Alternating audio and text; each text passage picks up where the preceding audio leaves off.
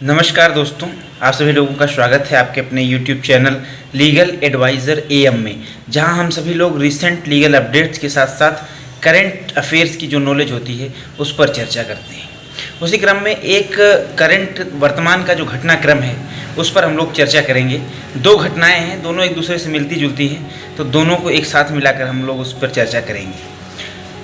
पहली जो खबर है वो ये है कि जो वक्फ बोर्ड है भारत में, जो इस्लाम के विभिन्न रिलीजियस प्रैक्टिस को नियंत्रित करता है और उनके बारे में समय समय पर अपनी फतवे जारी करता है, उन्होंने वर्तमान समय में एक और फतवा जारी किया है, जिस फतवे को लेकर के गृह मंत्रालय ने, भारत सरकार ने सख्त आपत्ति की है, जिसको लेकर के चर्चा करना यहाँ आवश्यक हो गया, क्योंकि गृह मंत्रालय का मामला हो गया तो ये लीगल अपडेट हो गई।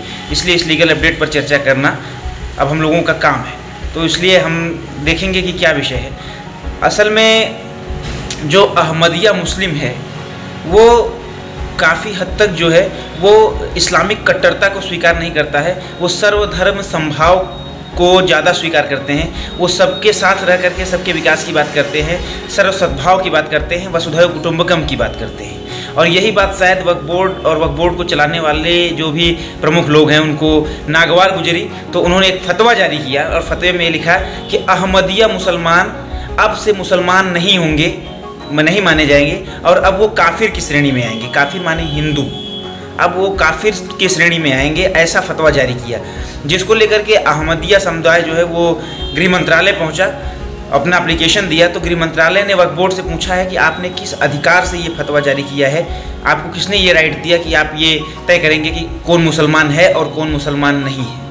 और अहमदिया मुसलमान कौन है, इसके बारे में अगर आप बात करें तो अहमदिया मुसलमान जो मुसलमानों की शाखा है, इसकी स्थापना सन 1889 में मोहम्मद गुलाम अहमद ने की थी, अविभाजित पंजाब के एक गांव में।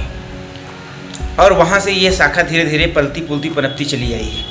लेकिन चूँकि इस शाखा में कट्टरता कम है, मजहबी कट्टरता, मजहबी उन्माद कम है, ये लोग जिहाद को जो कुरान का तरीका है उस तरीके से करना पसंद करते हैं, इसलिए शायद जो वक्फ बोर्ड वाले हैं उन्हें पसंद नहीं आया है। हालांकि गृह मंत्रालय ने नोटिस में जवाब मांगा है, अब इसका जो जवाब आएगा उसके विषय में हम आपसे चर्चा करेंगे। दूसरा विषय ये है कि एक हिंदू लड़के से एक मुसलमान लड़की को मोहब्बत हो गई, इश्क हो गया, और दोनों ने शादी कर ली और लड़की ने अपना धर्म परिवर्तन करके वो हिंदू हो गई है। तो अब लड़के और लड़की को ये तमाम वक्फ बोर्ड और जमातुल दावा और जो भी लोग हैं, ये लोग उन्हें जान से मारने की धमकी दे रहे हैं। तो एक तरफ तो आप लव जिहाद फैलाते हो, तुम लोग चारों तरफ इस तरीके के कायरतापूर्ण व्यवहार करते हो, लड़कियों को फंसाते हो, फिर ले जाकर उनको मारते हो। और तुम्हारे घर की कन्या अगर किसी हिंदू लड़के को पसंद कर लेती है और उसको हिंदू धर्म पसंद आ जाता है, वो हिंदू धर्म के जो रिलीजियस प्रैक्टिसेस है उस पर ज़्यादा अमल करना पसंद करती है, तो तुम्हें उस बात से कष्ट नहीं होना चाहिए। तुम्हें इस बात पर गर्व करना चाहिए कि हमारी भी संस्कृति ऐसी है कि हमें सर्वधर्म समभाव और वसुधैव कुटुंबकम को आगे बढ़ाने का मौका मिलता है। इसलिए इस प्रकार की चीज़ों को हमेशा टैकल करना चाहिए, काटना चाहिए और कोशिश करनी चाहिए कि इस प्रकार की चीज़ें होती रहें और सामाजिक समरसता बनी रहे। धन्यवाद।